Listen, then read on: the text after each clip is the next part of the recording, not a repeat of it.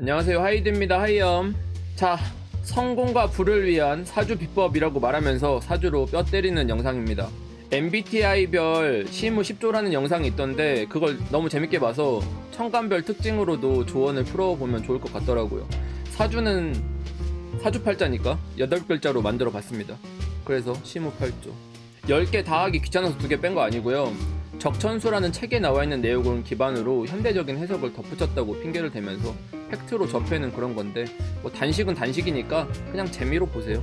근데 재미로 보지만 잘 맞을 거야. 항상 그렇듯이. 그럼 어떻게 보느냐? 저희 채널의 천간별 운세 볼 때랑 기준이 똑같아요. 월지, 일간을 위주로 보시는데 일간을 볼 때는 나의 개인적인 모습에 해당한다고 보시고, 월지 투간된 거, 월지 지장간 글자 중에 나와 있는 걸 보실 때는 나의 사회적인 모습을 생각하면서 보세요. 그리고 약간 내가 사주를 좀 안다, 그러면 격국에 해당하는 글자, 투간되지 않았다면 월에 해당하는 당령으로 보시면 됩니다. 예를 들어서 자월생이시면 개수가 본인의 사회적인 모습을 표방하는 글자예요. 그리고 대운에 있는 글자도 자기 원국에 있는 것처럼 보시면 됩니다. 오히려 어떤 때는 대운이 더 자기 모습 같을 때도 있어요. 근데 이렇게 보면 세부적으로 다 봐줘야 되니까 무슨 소린지 전혀 모르겠다면 이 영상을 꼭 보시고요. 본인 팔자에 글자대로 골라서 보는 재미가 있다면 좋겠습니다. 시작할게요. 자, 먼저 목 오행의 특징 깔끔하게 정리하고 갑시다. 목은 옛말로 어질다고 해서 만물의 성장을 뜻하는 글자입니다. 어질인 아시죠? 새싹은 물 한 방울만 떨궈도 쫙쫙 자라잖아요. 별다른 노력을 안 해도 시간만 지나면 자라니까 목이라는 오행 자체가 게을러지기가 졸라 쉬워요. 목 자체 이미지는 뭔가 청량하고 예쁘지만 사주의 모양새가 잘 빠지기는 생각보다 대단히 어렵습니다. 목 기운이 적당하면 타인을 잘 돕고 감싸주지만 배합에 문제가 생기면 강한 자존심으로 타인에게 상처를 주기도 하고, 꿈은 큰데 실행력은 부족해서 인생을 낭비할 수도 있다는 단점이 생겨요. 자, 을목은 천간 중에 두 번째 천간입니다. 을목일간인 연예인 중에 대표적으로는 지드래곤, 박서준, 송지효, 윤두준 씨가 있네요. 을목은 타고나기를 내 앞에 항상 누가 있게 됩니다. 흔히 이미지가 을목은 2등이라서 뭔가 뒤처지고 간목에게 1등을 양보할 것 같지만 오히려 간목보다 욕심이 훨씬 많아요. 목 중에서는 음의 기운을 가진 목이죠. 양은 생한다, 음은 극한다의 의미가 을목에게는 목극토로 빈 땅을 개간해서 내 것으로 만드는 소유욕으로 나타납니다.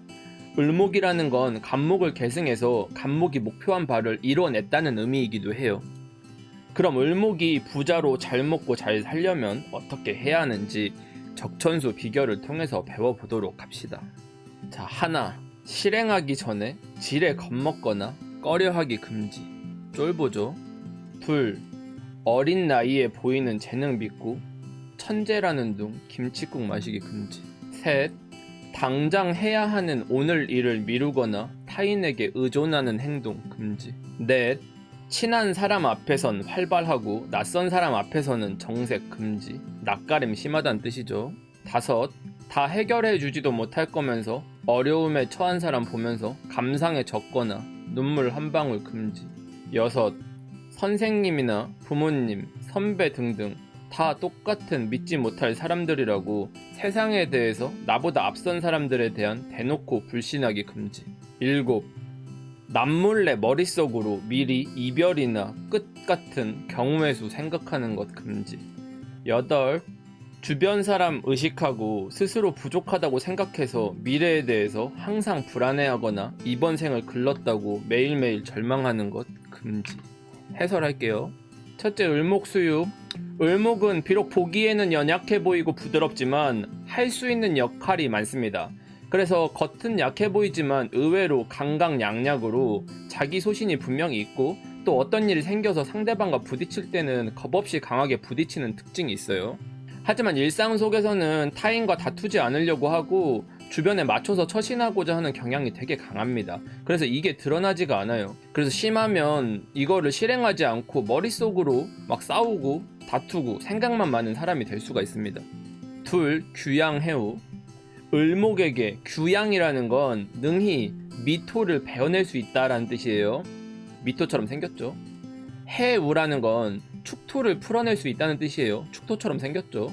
사주에서 미년, 축년, 미월, 축월, 을밀, 을축일처럼 사오미에서 사막과도 같은 미토라는 척박한 땅에서도 뿌리를 내릴 수 있고, 해자축이라는 겨울의 끝자락에 있는 축토에 얼어붙은 땅에서도 살아남는 능력이 있다는 뜻이에요. 그래서 그 자체로 완성된 글자이고 간목이 가지고 있는 장점까지도 가지고 있는 거예요. 그리고 간목이 가진 단점들도 보완해서 업그레이드 된 글자라고 할 수 있죠. 그래서 사주에 을목이 있다는 건 즉시 사용할 수 있는 재능 한 가지가 있다는 뜻입니다. 다만 일정 수준까지는 빠르겠지만 깊이를 더하는 경지에 이르려면 여러 가지 좌절을 극복해야 돼요.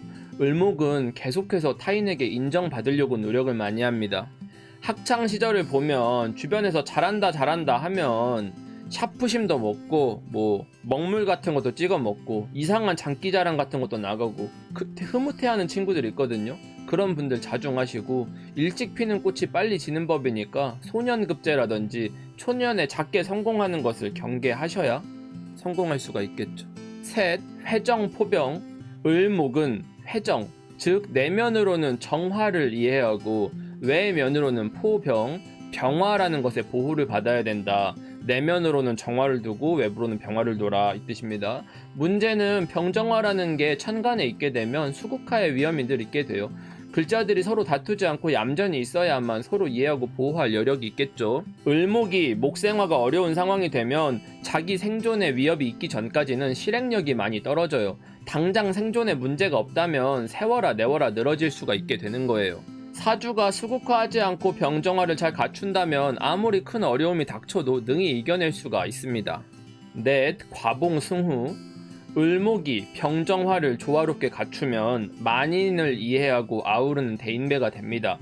이는 화기를 적절히 사용하여 금이 금극목을 하지 못하게 제어를 한다는 뜻이에요. 그렇게 되면 봉황을 뛰어넘는 재주를 가졌으니 유금을 얻을 수 있고 원숭이를 부릴 수 있으니 신금도 활용할 수 있다는 뜻입니다. 말을 어렵게 했는데 가을에 태어나도 병정화가 있으면 금극목을 두려워할 필요가 없다. 오히려 귀하게 사용하게 되는 거죠. 그러니까 내가 맨날 여러분들이 극한이 뭐니 하는 거 두려워하지 말라고 얘기하는 거예요.